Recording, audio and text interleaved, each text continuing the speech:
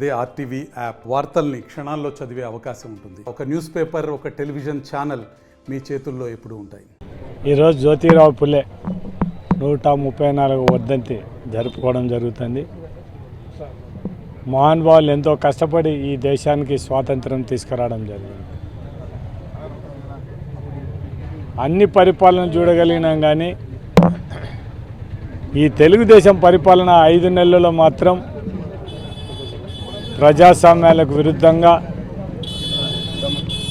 ఒక red book రాజ్యాంగం అంటూ ఏర్పాటు చేసుకొని మొత్తం ఎవరినైతే టార్గెట్ పెట్టుకున్నారో వాళ్ళందరినీ కూడా దాడులు చేపించడం అయితేనేమి, సోషల్ మీడియా మీద మామూలుగా ఏదో పోస్టులు పెడుతున్నారనే ఉద్దేశంతో వాళ్ళను ఈడ ఒక పోలీస్ స్టేషన్ ఒక కేసు పెట్టి మళ్ళీ అన్ని ఊళ్ళల్లో ఒక 5-6 ఊళ్ళల్లో అంటే భయభ్రాంతులు చేయడానికి. అంటే ఈ భారతదేశంలో స్వాతంత్రం వచ్చిన తర్వాత ప్రతి ఒక్క పౌరునికి కూడా వాక్ స్వాతంత్రం ఉంది. ఆ వాక్ స్వాతంత్రాన్ని హరించే విధంగా ఈరోజు తెలుగుదేశం రెడ్ బుక్ పరిపాలన తీసుకురావడం జరిగింది.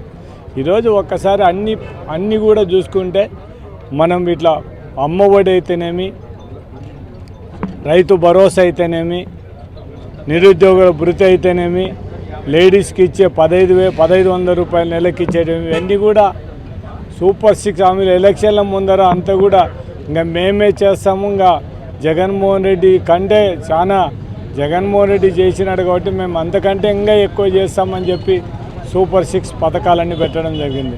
ప్రజలు కూడా జగన్మోహన్ రెడ్డి చేసినాడు, వచ్చే గవర్నమెంట్ కూడా ఎవరైనా కూడా అంత లేనిది వీళ్ళు సూపర్ 6 పథకాలు, అదిగాక 14 సంవత్సరాలు ముఖ్యమంత్రి అనుభవం కలిగిన నాయకుడు ఉన్నాడు. ఆయనకు ఈ రాష్ట్ర ఆర్థిక పరిస్థితి తెలుసు కాబట్టి ఇవన్నీ చేస్తాడనే ఉద్దేశంతోనే ఈ రాష్ట్ర ప్రజలందరూ కూడా జగన్మోహన్ రెడ్డి గారు అన్న ఇచ్చే దానికంటే ఇంకా ఏదో ఎక్కువ వస్తాయని ఆశపడడం జరిగింది. లాస్ట్కు ఉన్నది పోయి ఉంచుకునేది పోయి 2 అనేది కూడా ఈరోజు పరిస్థితి. జగన్మోహన్ రెడ్డి ఇచ్చే ప్రతి ఒక్క డేట్లు చెప్పి మొత్తం అందరు కూడా అమ్మఒడి అయితేనేమి, రైతు భరోసా అయితేనేమి, ఇవన్నీ కూడా డేట్లు చెప్పి ఇచ్చే పరిస్థితి. అటువంటిది కాకుండా కేవలం సూపర్ 6 అన్నీ ఎత్తిపారేసి సూపర్ 6 డూపర్ 6 అయిపోయినట్టుంది. ఏ ఒక పింఛను తప్ప ఏం ఇవ్వలేని పరిస్థితిలో ఈరోజు తెలుగుదేశం పార్టీ ఉండడం జరిగింది. ఈరోజు ఒక్కసారి చూసుకుంటే దగ్గర 2,800 ఫీజు రియంబర్స్ అంటే ఇంక డిసెంబర్ నాటికి చూసుకుంటే విద్యార్థులకు 2,800 కోట్ల రూపాయలు ఇవ్వాల్సిన అవసరం ఉంది. ఇంకా దాంతోపాటు ఈ హాస్టల్ ఫీజులు అయితేనేమి, మామూలుగా ఈ వసతి దానికి దీనిల కింద చూసుకుంటే ఇంకా ఒక 1,100 కోట్లు అంటే దగ్గర 3,900 కోట్లు మార్చి కల్లా ఖచ్చితంగా డబ్బులు కట్టాలి. ఇంతవరకు కూడా ఒక్క రూపాయి కూడా ఇవ్వని పరిస్థితి ఉంటే, పోయిన ఎలక్షన్ల ముందర మనం వేయాలనుకునే కూడా వేయకుండా ఎలక్షన్ కమిషన్కు పిటిషన్ వాళ్ళు పోయి కంప్లైంట్ చేసి మొత్తం ఫీజులు వేయకుండా చేసిన ఘనత తెలుగుదేశం నాయకులు. కానీ వాళ్ళు వచ్చిన తర్వాత కూడా ఈరోజు పిల్లలకు ఎవరికి కూడా ఫీజు రియంబర్స్మెంట్ ఇవ్వని పరిస్థితి ఉన్నది. కానీ ఇంకొకసారి ఆరోగ్యశ్రీ తీసుకుంటే కూడా మనం ఆ రోజు ఉన్నప్పుడు ప్రతి ఒక్కరికి కూడా ఈ బిల్లులు కానీ ఏదైనా కానీ ఒక 2-3 నెలలు లేట్ అయితేనే కూడా అందరికి కూడా ఆరోగ్యశ్రీ మనం ఆ రోజు మనం ఏ జబ్బులు పెట్టామో ఆ జబ్బులకు అన్నిటికి కూడా ఆరోగ్యశ్రీ వర్తించే పరిస్థితి. ఈరోజు ఆరోగ్యశ్రీ మూలన పడే పరిస్థితి. ఏ హాస్పిటల్లో కూడా ఆరోగ్యశ్రీ కింద పేషెంట్లు తీసుకుంటే ఏదో కొన్ని హాస్పిటల్ తీసుకున్నాయని చాలా వరకు హాస్పిటల్ అన్నీ కూడా ఏం తీసుకొని పరిస్థితి. పేషెంట్లు అందరూ కూడా డబ్బులు పెట్టుకోవాల్సిన పరిస్థితి. అంటే ఇది ఒక్కసారి తెలుగుదేశం నాయకులందరూ కూడా తెలుసుకోవాల్సింది ఒకటే. ఈరోజు ఒక్కసారి లేడీస్ చూసుకుంటే దగ్గర 110 మంది వాళ్ళు పిల్లలు కానీ అందరి మీద రేప్ అటెంప్ట్ చేయడం జరిగింది. దాంట్లో 11 మంది కూడా చనిపోవడం జరిగింది. అంటే ఇవన్నీ కూడా ఈ పరిపాలనలో ఏ విధంగా ఉందనేది కూడా ప్రజలు కూడా ఒకసారి తెలుసుకోవాల్సిన అవసరం ఉంది. ఎవరైతే మనం జగన్మోహన్ రెడ్డి మీకు అన్నీ కూడా డేట్ల ప్రకారం డబ్బులు ఇచ్చే జగన్మోహన్ రెడ్డిని పోగొట్టుకున్నామని ఈరోజు ప్రజలందరూ కూడా ఫీల్ అయ్యే పరిస్థితి ఉండడం జరుగుతుంది. ప్రతి ఒక్కరు బయట చెప్పలేకున్నారు, కానీ ఈరోజు తెలుగుదేశం ఇచ్చిన హామీలు అమలుపరచలేకపోవడం, దాన్ని ఎవరు కూడా దాన్ని ప్రశ్నించకూడదనే ఉద్దేశంతోనే ఈరోజు ఈ సోషల్ మీడియా మీద కానీ ఇంకా ఎవరైనా ప్రభుత్వానికి వ్యతిరేకంగా మాట్లాడితే ఏదో విధంగా వాళ్ళ మీద కేసు పెట్టాలనే ఆ ఉద్దేశంతోనే ప్రజలు కూడా రోడ్ల మీదకి వచ్చేసి ఏం మాట్లాడకూడదనే ఉండాలనే ఉద్దేశంతోనే భయభ్రాంతులు చేసే విధంగా ఈరోజు ఈ చట్టాలు ఇవన్నీ కూడా తీసుకురాను. కానీ ఇవన్నీ కూడా ఏం లెక్కబెట్టే ప్రసక్తే లేదు. ఖచ్చితంగా ప్రజలు న్యాయం చేయడానికి మీరు ఏమేమి హామీలు ఇచ్చినారో హామీలు అమలు పరిచేంత వరకు మేము వదిలిపెట్టే ప్రసక్తే లేదు. మీరు అందరూ కూడా ఈరోజు కొంతమంది తెలుగుదేశం నాయకులు చాలా నీతివంతుల మాదిరి అంతకుముందు ప్రతిపక్షంలో ఉన్నప్పుడు మాట్లాడడం జరిగింది. ఆ నాయకులు ఏం చేస్తున్నారో ఒక్కసారి వాళ్ళు చూసుకుంటే అవతల నాయకుడిని విమర్శించినప్పుడు నువ్వు నీతివంతునైతే ఒకరిని విమర్శించు, కానీ నీవు పొద్దున్న లేచిన నుంచి ఆలోచన చేసేవాడిని నువ్వు ఇంకొకరిని విమర్శించే అర్హత మీకు లేనేలేదు.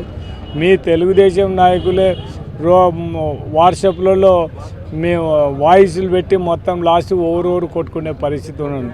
టిప్పర్లకు ఏనాడు కూడా డబ్బులు వసూలు చేసే పరిస్థితి లేదు. ఈరోజు టిప్పర్లకు డబ్బులు మా మీద ఏదో మాట్లాడడం జరిగింది.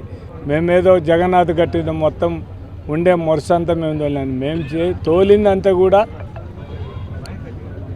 మన పొగాక మనకి ఇక్కడ ఉండే Krishnanagar flyover bridge, ITC flyover బ్రిడ్జికి మాత్రమే తోలడం జరిగింది.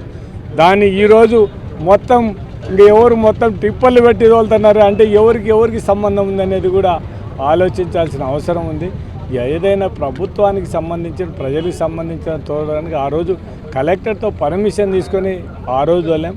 ఈరోజు మెగా వాళ్ళు ఎవరు పర్మిషన్ తీసుకొని తోలుతున్నారు అది కూడా గవర్నమెంట్ పర్మిషన్ అంటే వాళ్ళు తోలితే ఒకటి ఇంకొకటి తోలితే ఒకటి. ఇవన్నీ కూడా తెలుగుదేశం నాయకులు మీరు ఒక్కసారి మీ అందరూ కూడా ప్రజలకు అందరికీ కూడా ఎవరు క్యారెక్టర్ ఏంది ఎవరు ఏమనేది అందరికీ కూడా తెలిసే పరిస్థితి ఉంది. కాబట్టి మీరు కనీసం ఇప్పటికైనా మీరు ఇచ్చిన హామీలు అమలుపరచండి.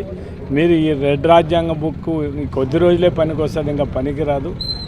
రోజు ప్రజలు తిరగబడే పరిస్థితికి వచ్చినప్పుడు మాత్రం ఎవరు కూడా మొత్తం ఎవరు అడ్డపన్యాయం ఎవరు ఏం చేసినా కూడా ప్రజలు తిరగబడితే మాత్రం ఎవరు కూడా ఏం చేయలేని పరిస్థితి. ఇప్పటికైనా మీరు ఇచ్చిన హామీల కోసం ఖచ్చితంగా సూపర్ 6 ప్రజలకు అందే విధంగా చేయండి. మేము కూడా సంతోషపడతాం, మీకు అభినందనలు తెలుపుతాం. అది చేయకుండా మీ చేత కాకుండా ఇంకొకరి మీద కేసులు పెడితే మాత్రం ఒప్పుకుంటే ప్రసక్తే లేదు. మీరైతే సోషల్ మీడియా మా మీద ఏమైనా కామెంట్లు పెట్టచ్చు. మీరు మేము మా వాళ్ళు పెడితే మాత్రం మీరు జైలుకు పంపిస్తారు. ఆ చట్టం అందరికీ ఒకటే విధంగా ఉండాలి. ఖచ్చితంగా మా మీద పెట్టిన దానిలను కూడా మేము కూడా కంప్లైంట్ ఇస్తాం. పోలీసు అధికారులు దాని మీద కూడా యాక్షన్ తీసుకోవాలని కోరడం జరుగుతుంది.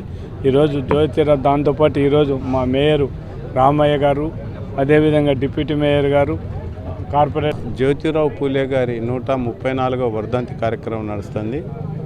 ఈ సందర్భంగా ఆయనకు ఘనంగా నివాళులు అర్పిస్తూ, ఎందుకంటే ఆ రోజు ఆయన ఏదైతే సూచించినాడో బలహీన వర్గాలు అట్టడుగు వర్గాలు అందరూ కూడా సమానత్వం రావాలి, విద్య ఉద్యోగ అవకాశాలు రాజకీయ అవకాశాలు, తర్వాత మహిళలందరూ కూడా చదువుకోవాలని ఆయన భార్య కూడా సావిత్రిబాయి పూలే కూడా ఆ రోజున చెప్పడం జరిగింది.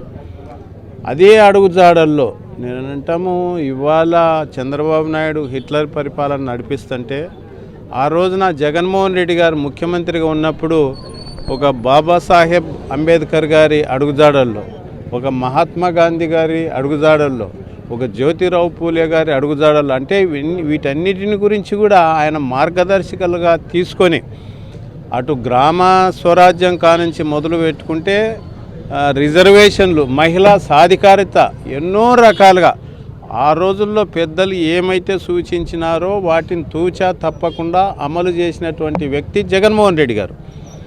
ఇవాళ చంద్రబాబు నాయుడు పరిపాలన కక్ష సాధింపు చర్యలు హిట్లర్ను తలపించేటువంటి విధంగా అందరూ అంటే పరిపాలన పక్కన పెట్టేసి మనకు ఎవరు వ్యతిరేకంగా పనిచేసినారా వాళ్ళ కేసులు పెట్టి సతాయించి, అంటే ఒక కొత్త ఒరవడికి రాష్ట్ర చరిత్రలో ఒక కొత్త ఒరవడికి వీళ్ళు తెరలేపినారు. మిగతా వాళ్ళు కూడా అధికారం చేతికి వస్తే ఇలా చేయొచ్చు, ఇంత కక్ష సాధింపుగా చేయొచ్చు అనే రీతిలో చంద్రబాబు నాయుడు గారి పరిపాలన నడుస్తుంది. రెడ్ బుక్ రాజ్యాంగం ఇది. కాబట్టి ప్రజలందరూ కూడా గమనిస్తున్నారు. ఇవాళ జగన్మోహన్ రెడ్డి గారు ముఖ్యమంత్రిగా ఉండంటే ఒక అమ్మఒడి, ఆసరా, చేయూత, విద్యా దీవెన, విద్యా కానుక, ఇవాళ నెలకొక స్కీము అకౌంట్లలో డబ్బులు పడుతుండే మహిళలకు అందరికి కూడా.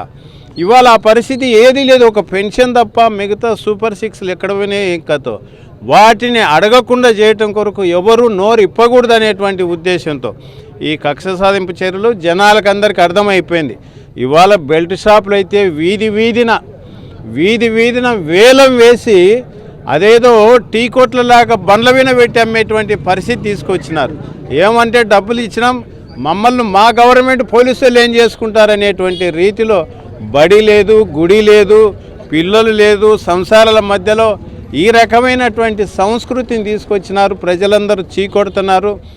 ఈ ప్రభుత్వం ఎంతో కాలం మనగడ కొనసాగించదని సంగతి ఈ సందర్భంగా తెలియజేస్తున్నాం. Thank you. మరిన్ని వీడియోస్ కోసం ఛానల్ ని సబ్స్క్రైబ్ చేయండి. లేటెస్ట్ అప్డేట్స్ కోసం వాట్సాప్ ఛానల్ ని ఫాలో చేయండి. అండ్ లింక్ డిస్క్రిప్షన్ లో ఉంది.